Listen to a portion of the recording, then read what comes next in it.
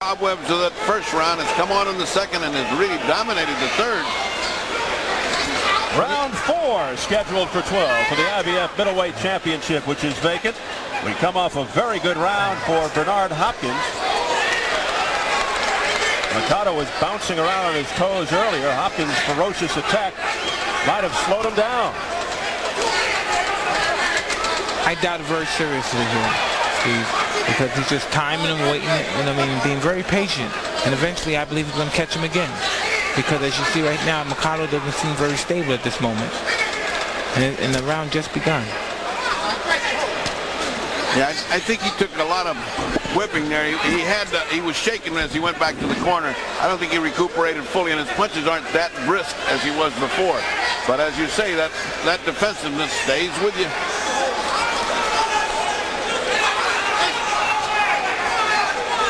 Either he's still hurt, Mercado, or he's very leery of the punching power of Hopkins. Because I said earlier, Hopkins throwing hydrogen bombs in, especially to the body, and that's enough to slow any man down. If Mercado lets Hopkins keep coming forward like this, he can't win the fight. He turned to southpaw just now, very briefly. It wasn't effective and didn't really do anything, but just trying to confuse Hopkins. Hopkins going to the body. Rudy Battle trying to get in to break him up. Get the punches up, says Battle. Midway through the 4th round.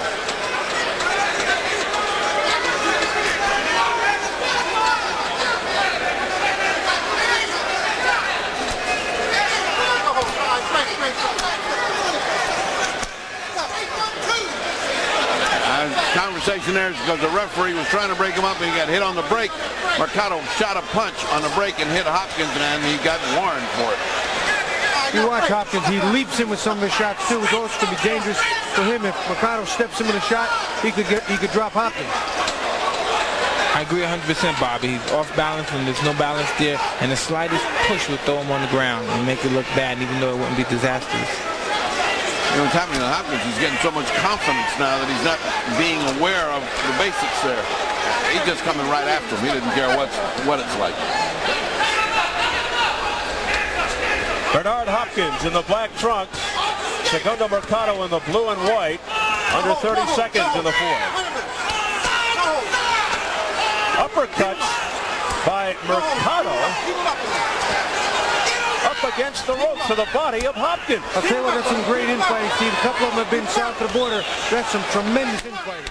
By both fighters. Oh, nice right hand. A right hook. Right hand. And now a left hook by Hopkins. And he is in big trouble as Segundo. Segundo just holding on, nothing more. The bell sounds. Oh boy, is this turned this fight completely around? It is all in Bernard Hopkins' hands. Let's listen. Come on.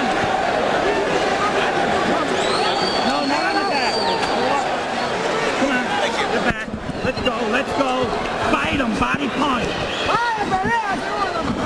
Go back him up with that jab, huh? Let the combination going. Come on. You gotta be tough in there. Come on, brother. Fight him. Body punch. All right. Let's take a look at that right hand that had been a little bit lower. He goes to the canvas. As it is, you can see he's in big trouble. It was high on the forehead, like on the brow of the eye. 2 great shots, and he's on his way, but the bell rings. Well, I'll tell you what, if you look at it again, he gets hit off the temple, right on the side of the head where we've seen Terry Norris and other fighters get really seriously hurt. But he comes in here with a right hand and a hook. And that hook is really clean. And out comes Hopkins with devilment in his eyes. Round number 5. Big punches at the end of round 4 by Bernard Hopkins. Now just imagine if he used the jab, Bernard Hopkins punched the body and then went to the head and did it in rapid fashion. The fight would be totally different, even though it's very much in his favor. Nice hook that throws Mercado back. Mercado's still not all there, shaken from that big beating he took right at the bell. The difference in this fight, Freddie, has been Hopkins' timing and counterpunching. They've been real solid. Again, the timing is unbelievable. Another heavy right hook by Bernard Hopkins. Only this time with a lot of time. Can he survive this? Mercado again hanging in there despite this barrage, and he's punching back. heavily, his mouth wide open. Bernard Hopkins has to stop landing in front of him. As he heard him, he stays in front of him, and he gives Mercado time to come back and look good because his head is still in the center. And then a straight left by Hopkins. Flush on the face of Mercado. Oh, can Mercado take a punch? Mercado's getting hit with everything flush, Steve, and everything he throws back isn't landing clean. A lot of time, 1:35 remaining in the fifth. Can Mercado get through this round? Well, Mercado's fighting back. Impatient. Hopkins is too impatient. He has to get around him. He has to stay from in front of him. Hopkins also has to make sure he doesn't punch himself out and let Mercado get a second win.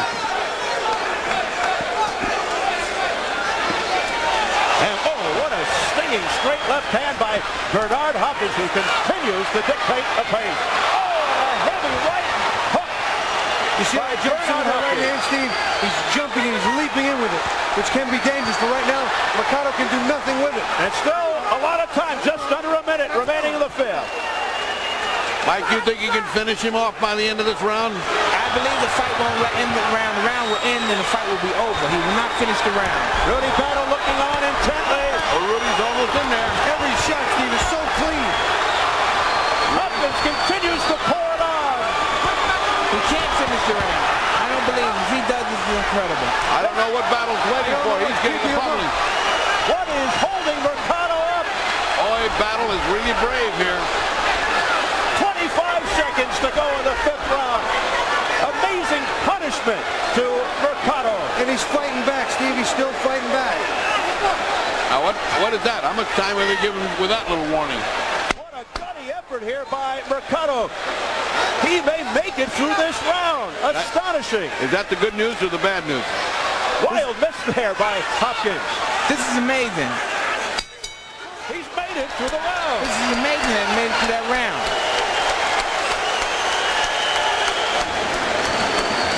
Come on, get in there.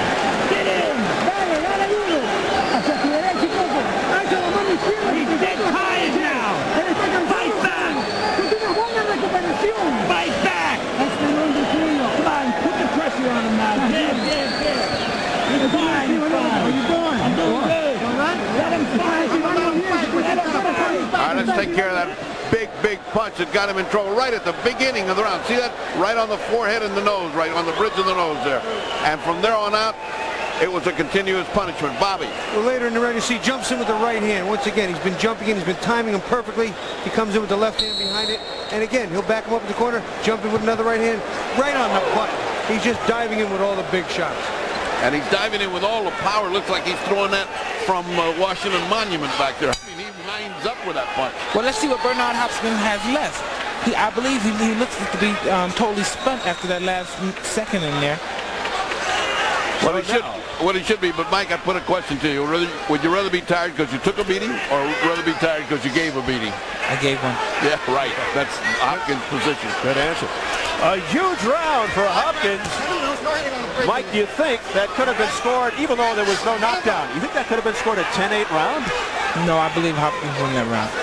Oh, no question about it. But a 10-8 or 10-9? It could have been a 10-8 round. Well, I'm good at knocking people out. I'm not good at scoring it out. Well, let me tell you, my opinion was a 10-8 because it's such an overwhelming beating. You don't have to go down to get a 10-8 round. He got a whole 3-minute beating.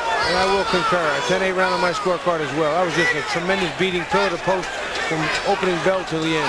So as you see right now, Bernard Hopkins is allowing Mercado to come on now. Well, he should be tired. He should goof this round off. I mean, you know, get himself back together. His mouth is open. He should be tired. But then again, the other guy is so spent. This should be a waltz this round. Oh, what a straight right hand. A lead right by Bernard Hopkins. Again, right on the chin. Right on the button.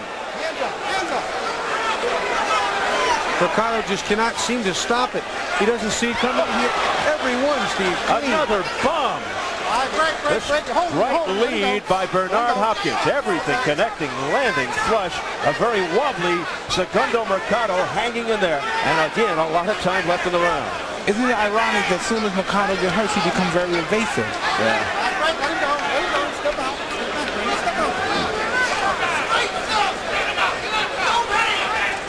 I also agree with Look at that right hand again. If he uses a jab behind that, it's got to be just that much easier. And Mike, I I remind you of the Joe Louis Schmeling fight when Schmeling knew how to hit him with the right hand, how to hit Joe Louis. He hit him all night long. All night long. And he's doing the same thing here. He doesn't know how to block a right hand all night long. And Bernard Hopkins is doing it without the jab. Yeah, so to right. speak. Imagine if he had the jab behind it.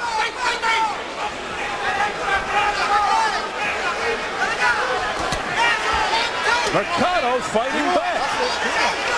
Throwing uppercuts. Again. Tell you what, it was a nice attempt at a counter right by Mercado, but he right now is taking such a beating that I don't know if his body has enough left to ward off Bernard Hopkins. He certainly cannot solve the problem of the right hand. Mercado continues to get pummeled here, but showing tremendous heart. Well, it was every bit as good as the fight in Quito. Both of them unloading on each other as much as they can. What a fight. I can't imagine Mercado lasting the 5th round. We're in the 6th round now, and he's getting hit again with the right hand. It's happening all night. This fight can't go the distance. Well.